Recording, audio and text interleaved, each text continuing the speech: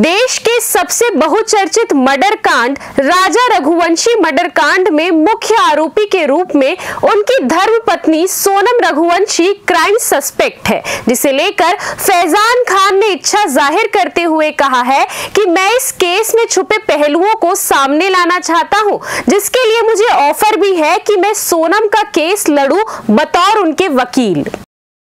बीते दिनों राजा रघुवंशी और सोनम रघुवंशी का केस बहुत चर्चित रहा है, जहां उत्तराखंड में खाई में राजा रघुवंशी की लाश मिली थी, वहीं बेसुध हालत में सोनम रघुवंशी एक ढाबे से मिली, जिसके बाद कयास लगाए जा रहे थे कि मुख्य अभियुक्त के रूप में सोनम रघुवंशी ने ही राजा रघुवंशी को मौत के घाट उतारा है अपने यार के साथ मिलकर।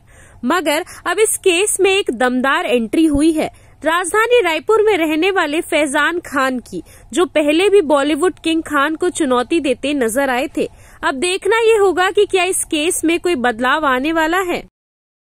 जी, मैं अभी पटना में हूँ और फुलवारी शरीफ थाना मेरे पास में ही पड़ता है। यहाँ पे सोनम रघुवंशी को लाया गया था ट्रांजिट रिमांड के दौरान, जो क्राइम सस्पेक्ट हैं राजा रघुवंशी हत्याकांड में। मेरी गोविंद रघुवंशी, जो सोनम रघुवंशी के बड़े भाई, उनसे बात हुई थी फ़ोन पे, और मैंने ऑफर दिया था इनका केस लड़ने के लिए, क्योंकि मेरा मानना है कि सोनम रघुवंशी को उनका पक्ष रखने का मौका नहीं दिया जा रहा है। अभी तक वन साइडेड स्टोरी चल रही है।